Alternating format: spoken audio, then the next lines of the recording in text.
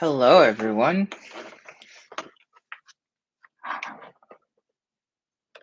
So, today we're going to do some channeling guides, kind of vibes.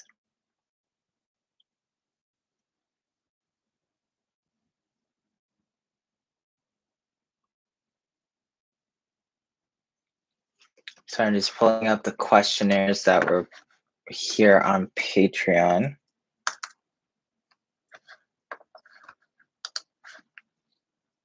How's everyone doing?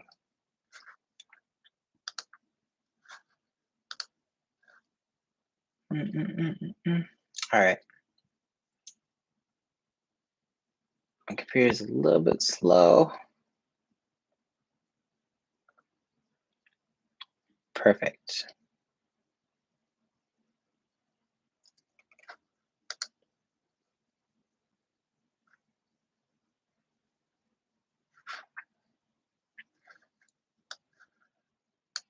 All right. Hey.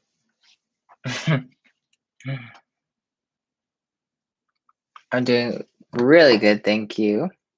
I'm glad you got your quantum certificate yesterday.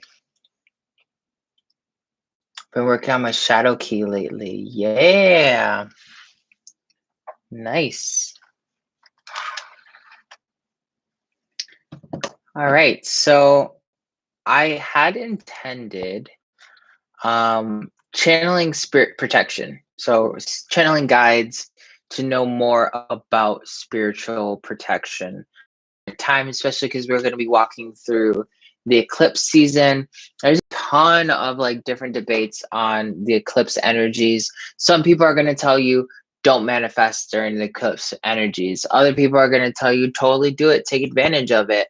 And then, there's people who don't really actively manifest, but they're kind of going with the flow and it just happens anyway. You might be one of those three. And if you don't know which one of those three you are, that's okay. You might be something else that we haven't even covered yet. The main thing right now is to understand that with the idea of spiritual protection is not to be used with the idea that someone's trying to spiritually attack you. Because sometimes people are like, oh my God, I learned this spiritual protection technique and I got to use it, right? One of the things that you really have to learn when you're learning any form of defensive alchemy, whether it's creating a weapon or it is, like just learning how to create structures in general that can help you, that you can self-sabotage yourself when you start practicing these techniques. So it's really important to just kind of like put yourself in this mindset that just because you're learning a spiritual protection move or technique, that it doesn't mean you're ever going to have to use it. It's good to know, but you might not ever need it. So if you do need it tomorrow, at least you have it. But don't try to magnetize like some sort of pseudo paranoia or anything like that, that this energy is just going to come back at you to give you a reason to use that spiritual protection spell. Now, if you're one of those people that's like, but I just learned it and I really, really want to learn how to use it. If you have that vibe and you absolutely have to learn how to use it, you're gonna attract something. So you have to be okay when that thing represents itself in your reality so that you have the opportunity to test out that new ability that you can do, right? So it's kind of like you can't complain if that's what you want to do, right? And that's going to keep you on this very solidified perspective as you become more of a spiritual warrior, more of a spiritual, creator. Is just like you can have whatever you want, but you also have to understand what comes with having what you want, right? A lot of times people want something and they don't really realize all that it takes to have that thing. Sometimes you want to become a millionaire and you have to change your lifestyle. You can't stay a millionaire always in the same way, in the same format that you've been, and still become a millionaire, right? So there's a lot of different ways that you can look at this, but always remember you're in control of absolutely everything.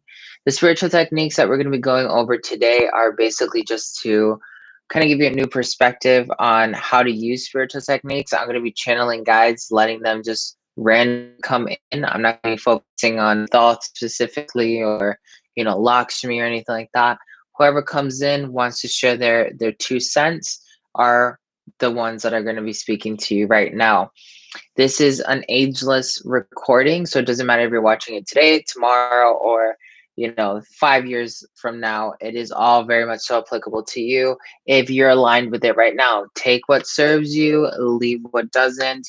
Any of the techniques that might be showing up might not feel comfortable. Some of them are pretty brutal because I do channel more aggressive beings at times, like Set, for instance. That's a very powerful vibration. It doesn't sit well with everyone. If you don't like those methodologies, it's still good to listen to them so you have a general idea of how other people think, how other vibrations exist, and then you just don't enact it for yourself, right? Don't forget to give us a follow, a like, and click that notification bell with the subscribe button so you don't miss any of the updates that we're doing weekly now on YouTube. Support us on Patreon, and if you're looking for one-on-one coaching with me and you want to tap into all of your psychic abilities, doesn't matter if you're trying to manifest the life of your dreams or you simply just want to become the best healer ever, I will take you from point A to point infinity, and I'll leave you in a really good place with our Antojai Quantum Healing. We also have a inner circle that you can become a part of as well, where I'm just pretty much teaching you a lot of my personal alchemy that I do, not associated to Antojai. That's something that you would like to check out as well. Great. So now that we have that out and about, now we can get started. Thank you for everyone who's here. And let's see what's going on. We're going to start off with the Patreon questions. One person asked, and this was Janelle Hull. She said, what do they think about heart transplants? How it affects the recipient and the donor spiritually and at a soul level. Any consequences, karma, nature, or energy the recipient will have after the transplant, etc. Is there a way to protect yourself from energetic residue of donor organs or energetically cleanse the new heart? Okay, it's a really powerful one. I want everyone to just take a deep breath. We are all in one space. Let yourself feel the vibration that I'm about to open up through the gateways. And then you'll pick up side information that I'm not speaking about, but is there for you to listen to. It's called telepathy. Take a deep breath.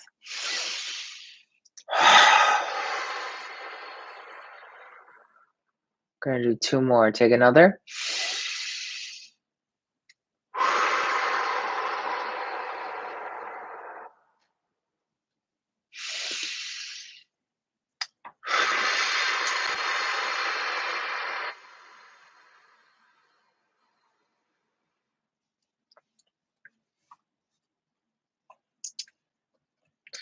I'm seeing the deity Asclepius. He is one of the deities of medicine. The organ donor should have a resilient heart, not just in the matters of life, but in the matters of self-knowing. Ideally under a controlled situation, under all spectrums. Having known the organ donor and their ethics would play greatly into the recipient's adaptation of said organ. Does not matter what organ we are referencing. You have to understand that the heart contains memory. That memory is useful and not always cumbersome. Once you have a general alignment with the heart, rather you are able to perceive it psychically or see it physically before entering the body. A simple intention of clearing the heart of its heartaches would allow the heart to better integrate into the new system of the recipient. All organs, like once mentioned, contain memory. Each one has an entity of organization and consciousness that corresponds to the rest of the body. For the heart will bring in all associations to fire, the vitality of life, the drive, the concentration to enact action. If the organ donor did not have a high vibration of action, that can easily be transmuted through the recipient's system and summon itself as a lethargy and disassociation, even heartache, for the karma of the heart has still not been fully resolved. The karma of the heart is not to be confused with the karma of the soul, for the soul has its own karma, and the identity of the soul that once inhabited the donated heart is no longer fully intact when the soul exits the body into transmutation instantaneously into its new rebirth. The remaining information of the heart is the conditioning of the avatar. That is not to be confused with the conditioning of the ego.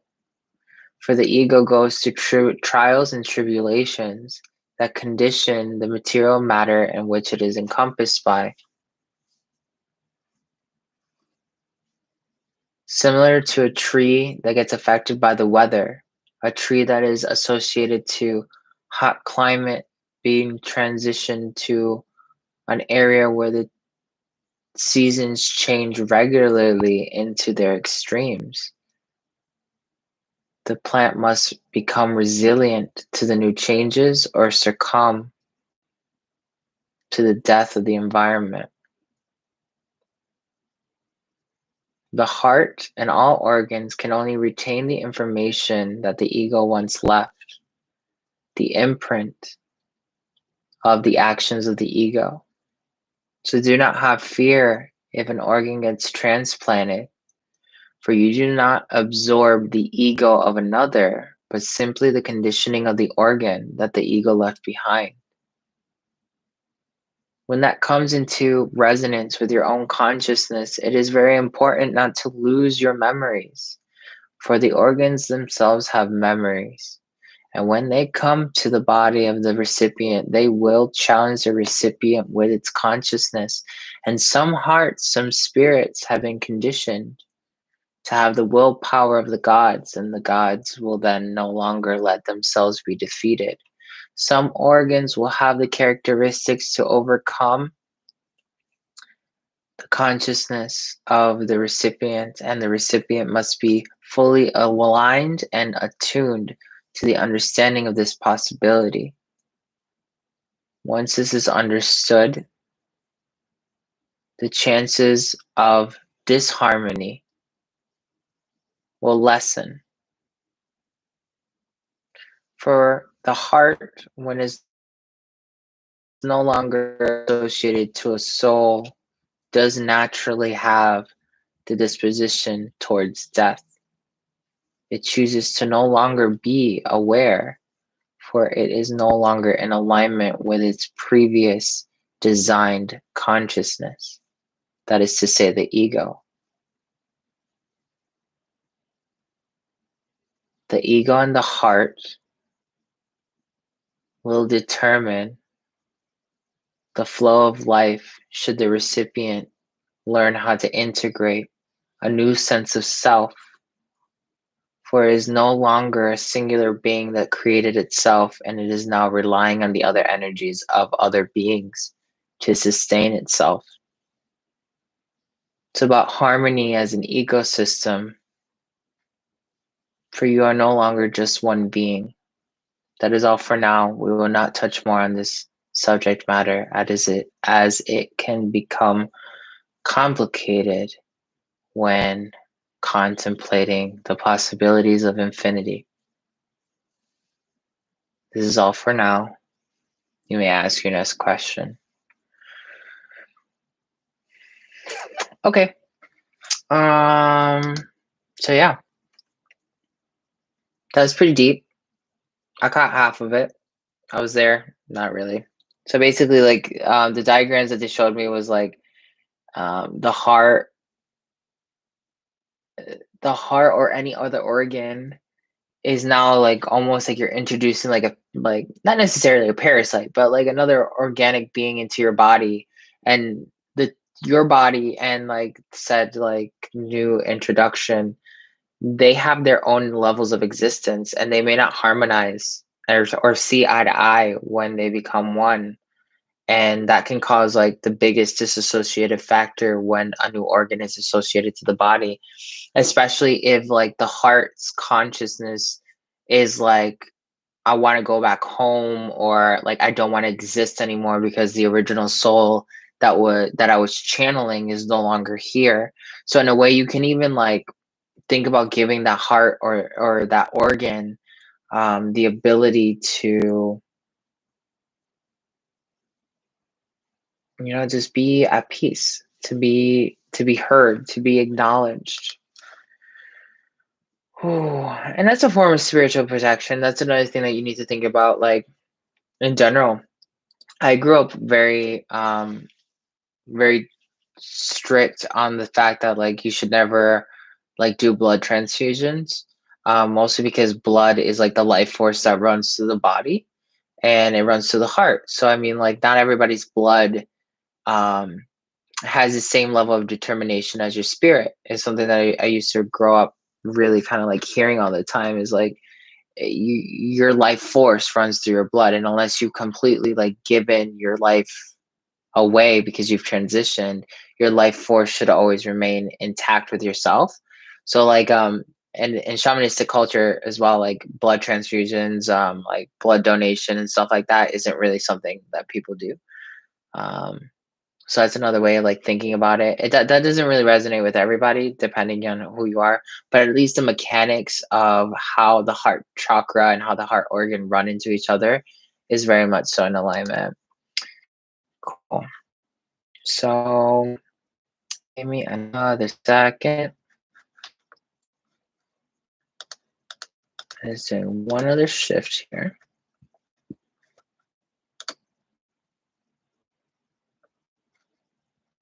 All right. If someone has a really cool question from the broadcast in terms of spiritual protection, I will read it now and check it out. Maybe ask that question.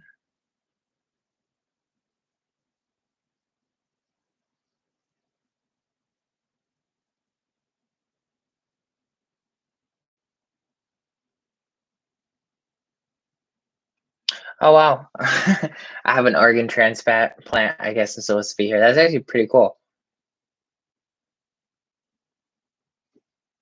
Nice. How does one start to allow more energies in like elementals, but in a safe way? How does one start to allow more energies in like elementals in a safe way? Okay. Yes, I came in right when you said that. That's awesome. I'm really glad that you were here to like hear that message. It was definitely for you then. Okay. I'm just gonna do one more refresher on Patreon as well.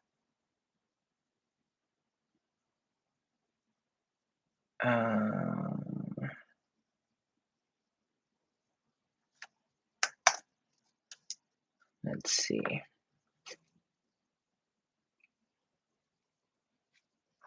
Someone on Patreon, Rain, said, absolutely, hence the reason why there are so many organ rejections, and we have to give immunosuppressants to keep the body from rejecting the organ. See, I didn't even think about that. I didn't even know any, like, I'm not really well versed in organ stuff, so that's not my forte. But there is this one thing that you can do as well. Like, this is something I want to share with you, that this has come through my own personal research here at Antojai. If you know somebody who has a missing organ or has a faulty organ, This has just come through with my experience working with so many people across the globe. You can create an artificial organ. You can create that artificial organ based off of energy. Now, you really need to know a little bit more about that organ, and you have to understand what it looks like. You can't just be like, I don't know what the gallbladder looks like or what it does or nothing like that, and I'm going to just construct a blank gallbladder for this person.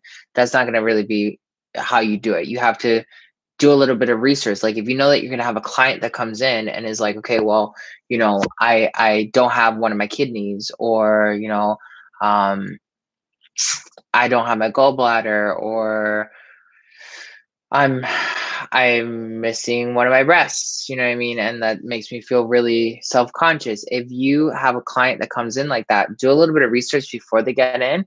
And then if we're dealing with like a missing kidney, take some time to go on Google, look at what a kidney looks like, get a basic understanding of anatomy on what the kidney does and why it's so important. Get an understanding of the yin and the yang. So if the person's missing their right kidney, that is heavily going to be impacting not only the masculine side in which it resides, which is very like aggressive, action taking kind of energy, more so that fight on the fight or flight aspect. And it's also going to throw off the divine feminine because there's like a cross wiring that goes across like in the body system. So like the divine feminine might be trying to overcompensate for the divine masculine's now perceived weakness. So I can throw off the consciousness of a person. When you just do like really light research like that and you get a general understanding of the body, when your client comes in and they're like, okay, like, I don't have a kidney, my right kidney, you can put your hands where the kidney is supposed to be. And in your mind's eye, see that the kidney is starting like almost like on a 3D printer, it starts like slowly, you know, creating itself over time. You might have to do that in one session, two sessions, three sessions. Again, it depends on the efficiency of the alchemist, not really the healing technique or time itself. And in Antojai, I really do like show you how to bypass time, so like you can do it instantaneously, right? You can do that at a physical level. Depending on your consciousness and how strong your consciousness is whether or not that structure of an artificial energetic kidney is going to hold for 7 days, 2 months, a year and a half, the rest of their life, right? Basically, the alchemist is the most crucial element to helping the patient thrive. And I've done this a ton of times on a ton of different people. Um, of course, the more you practice it, right, and the more you put that into effect, you'll be able to then see the shifts that happen to the person, and you'll get better and better and better at creating these organ structures. But the body is very, very resilient. Everything comes out of energy first, and there's been tons of tests and tons of like quantum research that proves that we can manipulate matter should we choose to truly believe that we can manipulate matter. And part of that comes from like the conditioning, because just believing that you can manipulate matter isn't the answer. Like you need to understand that belief is the first step, and then deconstructing what you think matter to be. And that's where a lot of people get stuck when they want to bend matter, is the fact that they try to deconstruct what they understand to be matter and everything associated to matter with this universe, which is a universe of matter. So you're trying to use matter to deconstruct matter, to understand the deconstruction of matter, to reconstruct matter, and you're caught in a loophole and you don't actually learn how to do it because you never stepped outside of matter to analyze the question that you're actually seeking. That's the true answer. When you step outside of matter, how do I bend matter? Oh, this is how I do it. Let me jump back in, apply what I just learned. Woo! Oh crap, I can bend reality, right? So that's the main juice of that one.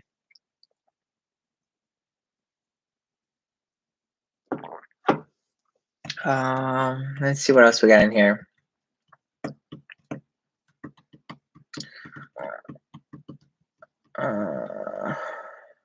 Why do protection tools work? Because of intention or the actual consciousness of sage doing something?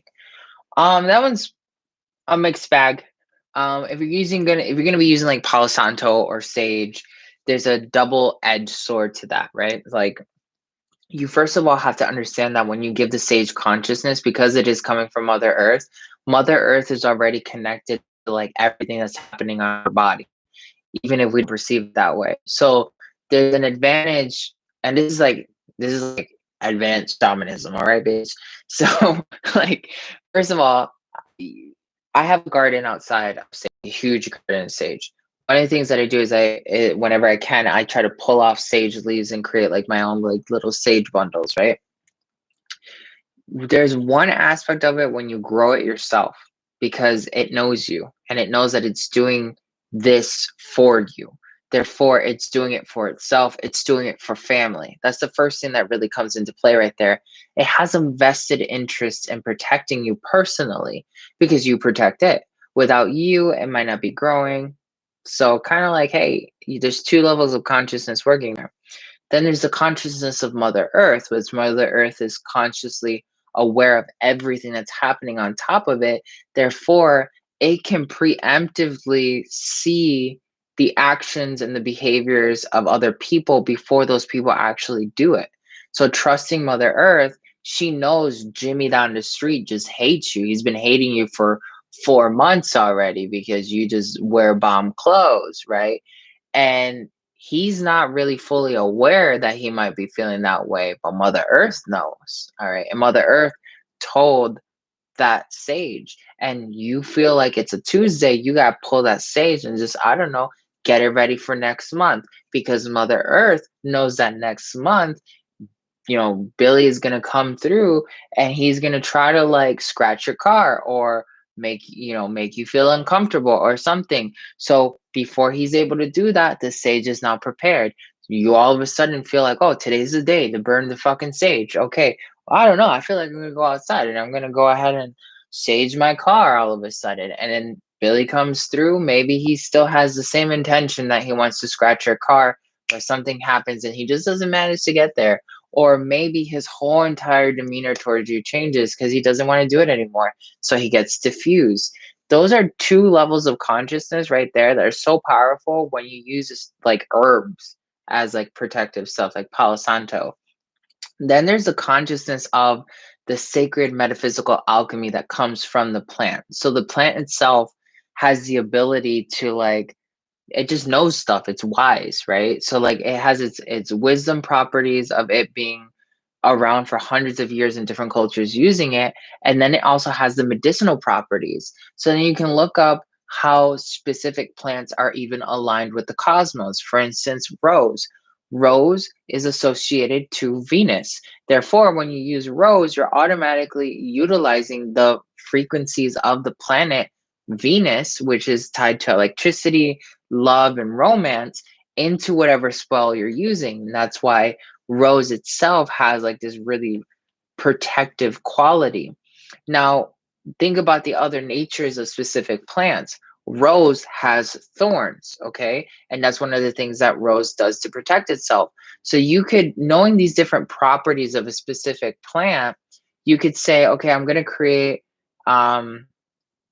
a rose ceremony, a bunch of rose petals all over my house, around my house. I'm going to drink rose tea. I'm going to go ahead. I'm going to like make my own rose candle, burn that rose candle.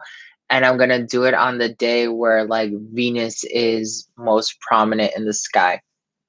And if you had all those situations on lock, thinking about the nature of the rose, with the rose is beautiful, smells amazing, but also has thorns. So you better watch out. Don't touch it. Don't touch it.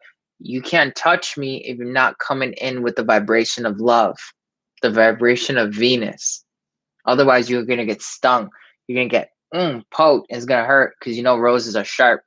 So watch yourself. That is very, very useful. Now, if we're talking about like for instance, I wanted like, there's so many other things I could use, like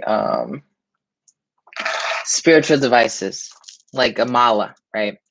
Depending on the orientation of the stones that you use on your mala and what kind of stones you actually use on your mala, what's your intention for the mala, and if you stick to that intention, is whether or not that mala is going to be protective for specific things. For instance, this is my dark alchemy mala. I use this to practice all of my dark alchemy. It's made out of a very specific stone combination that reminds me of my protective qualities, right? I don't do any of my dark alchemy without this mala. It's been trained for that. So it itself has a consciousness because the mala becomes self-aware when you give it an intention, just like anything else. Like if you give your car an intention, like my car's name is Lucille. My car's name is Lucille. She has a personality. I know what she likes. I know what she doesn't like. I know what I'm going to put her through and what she's capable of because we're friends and she's the second half of my body, right? Like she's a member of my family. Most people wouldn't see it that way, but she's a spiritual tool, all right? And like she is not just a tool, she is integral to my reality. That's why I have a really hard my car is old, it's like 2010-ish, right? But I love her. I can't get rid of her. And I really don't want to until like one day for sure she's dead. She can't come back from the dead with a quick jump, you know what I mean? And until then it is what it is. But that's another form of being able to create a spiritual tool. My partner has a really profound relationship with his cars usually. And there's been times where his car has told him before something has happened that something's about to happen, move to the other lane. And he moves. And then all of a sudden, like the event happens where we're like, oh crap, we just dodged a bullet. Because it's the level of connectivity, the level of intimacy you have with your spiritual devices. Protection tools have a specific kind of vibration because you can grab a stone or a photo like that you have hung on your wall and give it a certain kind of like intention, and depending on the energy of said object, for instance, like I have a painting right here, right? If the person who painted this painting didn't really have their heart in it, they just did it, and then I want this painting to be able to tell me whenever it sees something shady happen in my room, just like kind of just tell me, there's going to be a discrepancy or like a dissonance between the artist that created the painting and my intention. All right. Now, if you can work with something more so like a stone, right? Stones are the same way. Like if you just think a stone is a rock and like it has magical powers, but it's just a fucking rock anyway, then you're gonna come back to this and you're always gonna just get that response. You're only gonna get the response of a rock that has magical abilities versus saying this rock is no different than a plant. This rock is no different than a dog. It's representing itself as something that I can't like at a material level interact with like I would interact with my dog or a plant, right? We know plants are alive. They don't interact the same way as a dog, but we still give them their due respect. Stones are no different. When you look at your consciousness with the stone and you're like, okay, it represents itself as a stone. It has magical properties, but this thing thinks. This thing has a personality. This thing knows things that I don't, and it can still teach me a lot. When you have that vibration, the stone itself is going to be so much more powerful, and you'll unlock magical qualities from the stone that you normally wouldn't be able to. And when I say that, I mean like not the stuff that you can find on the internet saying that, oh, it's a shungai, so it's going to protect you against EMF type stuff. Like you'll learn deep earth magic that tells you this is what else you can do. Secret stuff that no other people that are working at that level of consciousness can understand. That's one of the other things that you can do too. Um, I have a lot of spiritual weapons. I really sad I don't have any right now, but downstairs I have like a huge scythe. I use that scythe when I'm serious, like I'm about to like ruin something in reality. I have a staff that is there for when I'm trying to connect more with the realities. I have a sword that allows me to cut and stitch reality. I have another sword that lets me pull out your subconscious if I feel like it by force. I have another wand that allows me to just kind of like concentrate the energy of the cosmos. I have another wand that allows me to concentrate the energy of the dead if I need it, and I'm slowly soon to get a skull because I want a human skull really bad. And I finally found a museum piece person that's gonna hook me up with one. But yeah, some certain kinds of alchemy, like for instance, using a skull in certain kinds of alchemy allows you to connect deeper to the human condition. And it's the properties of what it is that you're using and creating that's going to allow you to keep moving forward with that specific object. Now, really masterful shamans that create spiritual tools of protection, they only ever need one, just one. And it's like their go-to, it does everything. That can take you a while, you know what I mean? Depending on like your personality and stuff. And I think I have one that's close by actually. For instance, this one. This is a Dorj, okay? It's like basically a thunderbolt grabber. You can buy one of these. It's already programmed with the intention if you buy it from like a monastery or something like that. If they're already spiritually designed tools, they're going to come with some sort of programming already. You just need to do a little bit of study as to like what does the Dorj do? What's the mantra for the Dorj? Fat, fat, fat. And then as you start saying fat, like I'm literally feeling this thing like, "Ah!" It's just like really vibrating because I understand the magic in which it was programmed. All this stuff is in front of your face. Pick up a book, find Google, like ask the spirits for some sort of connection, and you'll be able to really connect with beautiful tools. There's so many out there too. And that's one of the things that I really like to do is collect them. Like I don't always use them, and maybe I use them for a little while and then I don't ever use them ever again. But it's a level of just knowing that this is the power you hold inside of you. As long as you meditate with this is a power that you have inside of you. At some point, you don't want to rely on this anymore. You want to learn the lesson of being able to hold on to any structure that's been created, that you got your hands on, that you understand, and embody that frequency. Ultimately, I want to have the full power of being like a thunderbolt, being the power of lightning. That is the true secret to alchemy, especially when we're talking about like spiritual protection. It has to become second nature. Hopefully that was like pretty good breakdown on using like herbs and like physical tools as well. Those are all great. Also, this is the other thing. You need to be careful with where you buy specific kinds of like spiritual devices and tools, because sometimes you buy spiritual devices and tools from people who don't have the best intentions, right? Sometimes like there are people who sell you a spiritual tool and you already knew that shop probably had like shady vibes or something, and you still bought it and it doesn't really work for you, or it doesn't work because there's a fault in the design.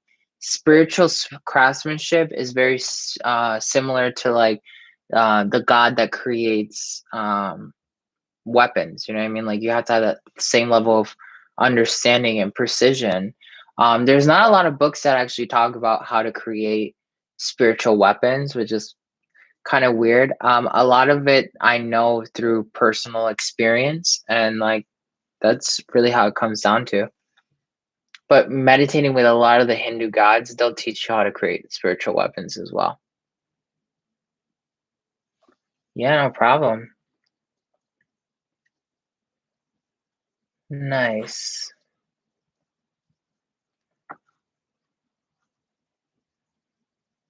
All right, so hold on. I'm going to look at Patreon again.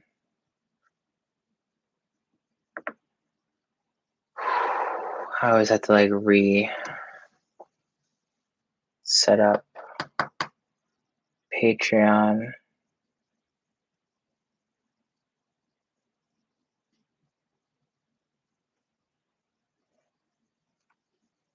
So on Patreon, I taught a ultimate protection technique, and somebody commented that they needed to, like, the person needs to release doubt regarding karma of the heart. So like, yeah, rather if you create a protection structure for another person, does the person need to basically believe that it's working? Yes, absolutely. If you create a protective structure for a person and that person is just kind of like, yeah, I hope it works. Like, I mean, it might work, because that's the kind of energy that they're holding into. And that's partially the job of the shaman or the healer, is to install into the subconscious mind, into the consciousness of the person, even the inner child, that this structure that you're creating for that person is in fact going to last. It is going to take them to the next level. It's going to grow. Okay. Because a lot of times people create like a structure. Like, for instance, I'll give you a great example. If I was a uh, not so seasoned, right? Like, a person could come to me and be like, "Oh, well, I need spiritual protection. I feel like I got a curse, yada yada yada." Okay. First of all, you need to evaluate your client, because the client themselves is going to come through and be like, have their limiting beliefs.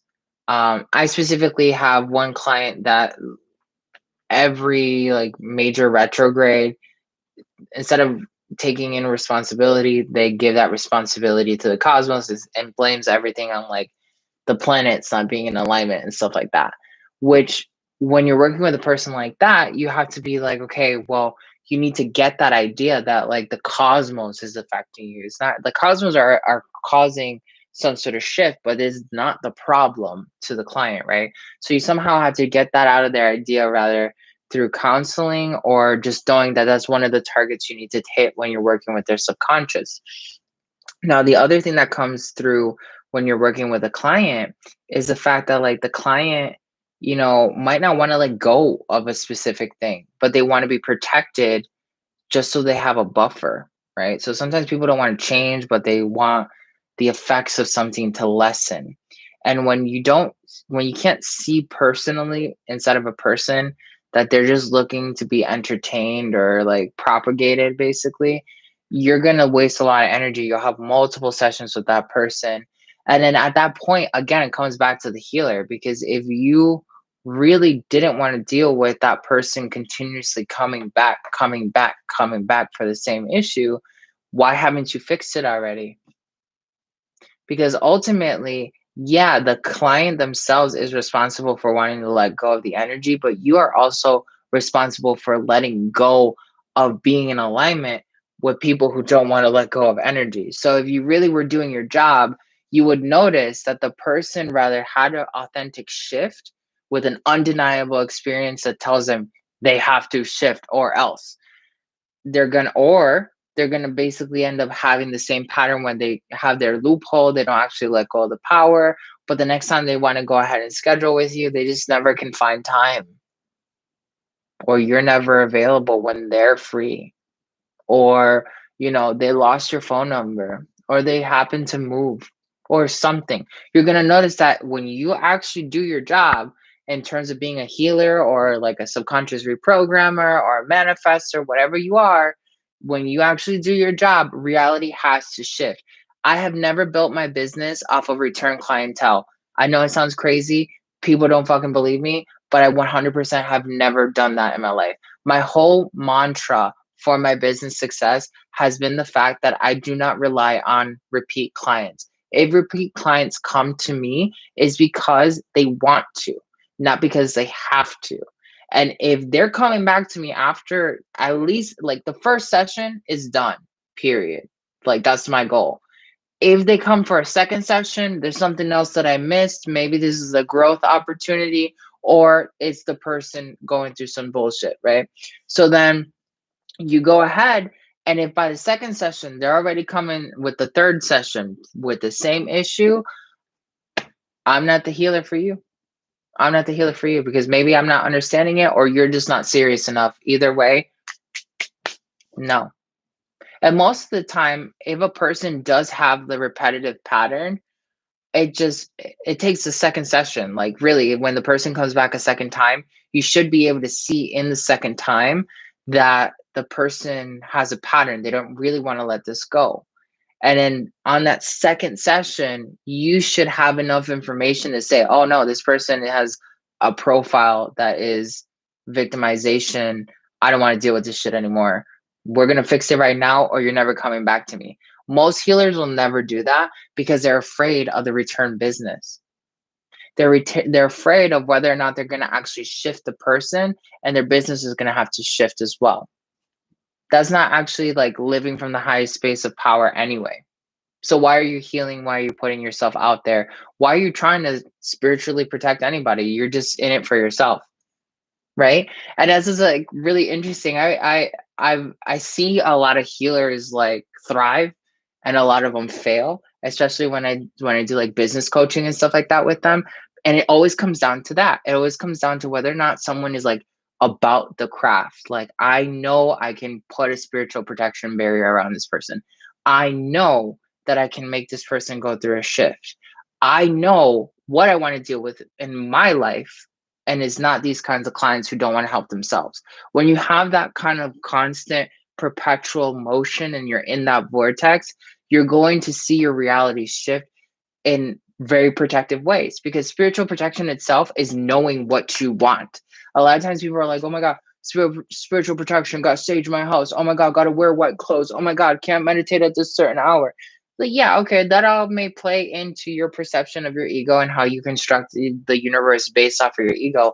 But ultimately, the one main thing you always have to understand to any form of spiritual protection is, what are you willing to allow in your reality, and what are you not willing to allow in your reality? Because if you're willing to allow shit ass people that walk into your life and walk all over you and then try to take advantage of you and then like blow up or whatever, and that's like a constant threat for you, it's not because, oh my God, you have such a kind heart and like, I don't know, like people, there's so many evil people out in the universe that just want to harm me. That's bullshit. No, it's that you still have not understood the power of your own consciousness. All right. And I'm telling you this because I not only train people how to do this on a regular basis, but that's my life. Like, I always had to come to this conclusion. I don't want to deal with these kind of people. I don't want to deal with this kind of project anymore. I don't want this kind of energy in my life. I don't even want to think about this anymore.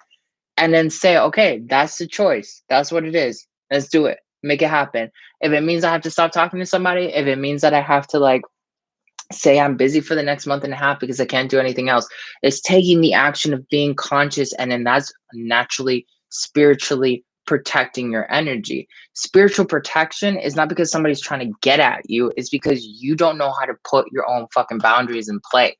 It comes down to you being afraid, based off of your ego, to be the person that you really want to be, the person that you know you have to be.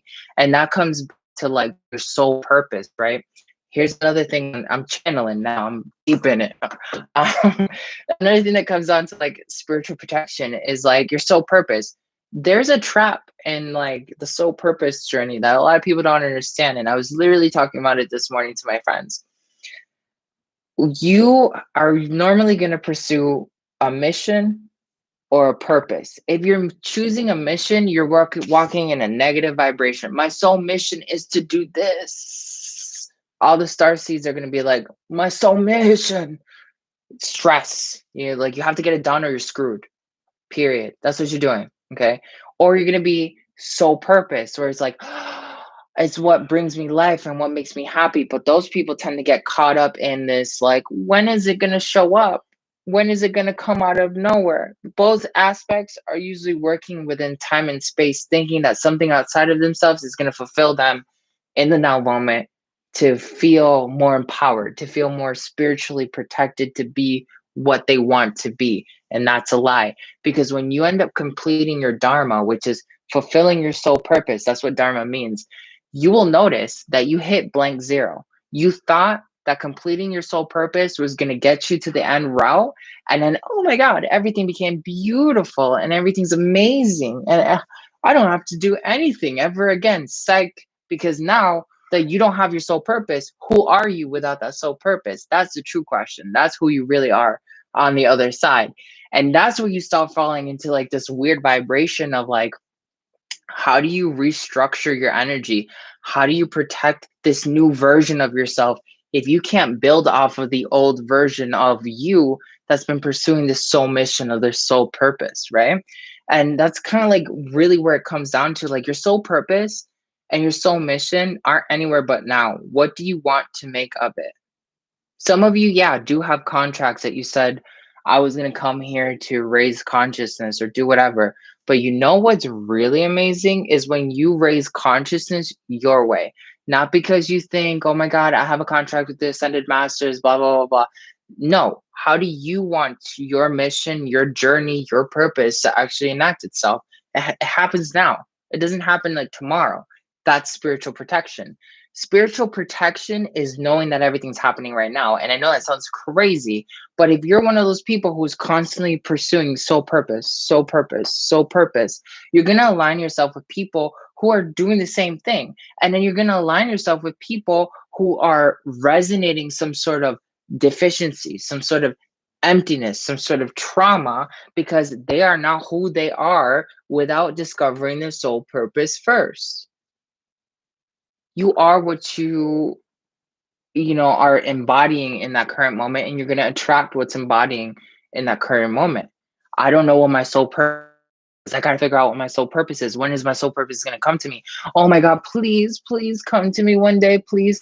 You run into other people who are having the same experience. You have clashes. You have to grow. You have to figure out a new route. And that can be very daunting on anyone who's walking soul purpose or soul mission, because it always feels like you're alone. It always feels like there's another test on the horizon. It always feels like, how do I go ahead and trust anybody?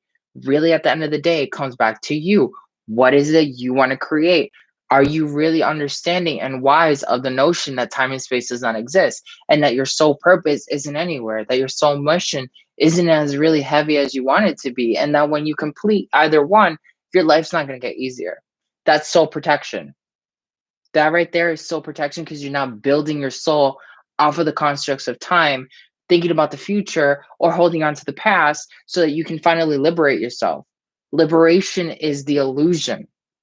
And that's been like the craziest thing. It's taken me like fucking 30 years to figure this out. But really, that's what it comes down to. You want to feel the power is now. You don't want somebody's like negative vibes to affect you. Stop aligning yourself with it. Stop thinking in limiting forms. Guarantee you, every time you think loneliness, you will guaranteed manifest a narcissist. I'm lonely. I need a friend. Narcissist friend. I'm lonely. I need a lover. Narcissist boyfriend. It's just a pattern. See it every day, all the time, 24/7. So, I mean, when you start thinking not because of like the device itself or the mantra, and you start thinking about the structure of consciousness, because that's what controls everything. Your structure of consciousness defines what's about to happen next, and it defines how matter actually puts itself into play. Alchemy is not learning a spell and then being like, abracadabra, here it is, bam, look at it, oh my God, amazing. No, that's parlor trick ass crap. You know what I mean? Like people who constantly do that and like, look, I can bend the sky. Look, I can do this. Look, I can do that. Blah, blah, blah. Just because they need to stroke their ego, don't really know how to do freaking alchemy. People who see the structure as to what consciousness patterns actually make things move in the material universe, those people understand alchemy. Those people are also going to be living on a totally different frequency than everybody else that's still trying to understand what spiritual protection is, because spiritual protection is not what you think it is. Spiritual protection also doesn't get activated or gets triggered if you're not living in fear. If you don't have anything to worry about because you know how empowered you are, there's nothing that can touch you. Take it from an ascended master. I treat ascended masters to do what they do. What's one of the things I get down to the core of? Personal power. How do you control your own thoughts? How do you control your own consciousness so no one can use them against you? Reality is all thought. Reality is all mind. Learn how to control your thoughts. You learn how to manipulate reality. That's alchemy. So that's pretty much the class that I wanted to share with you today. So thank you for being here. Let me know if this was like good enough for you. I had to let go of this, like I had to let it go because like I felt it was coming through. I think it's because I grabbed this thing and it was like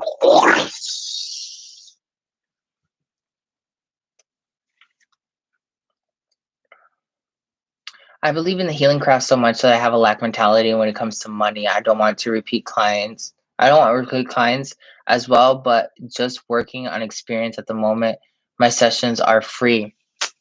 You're not valuing yourself. If you're not valuing yourself, you're gonna notice that this is gonna stick.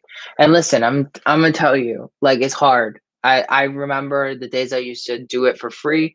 I remember the days I started charging $60. I remember the day I started charging $1,000 for a session.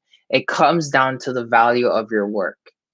Do you know what you're doing? Do you feel confident in what you're doing?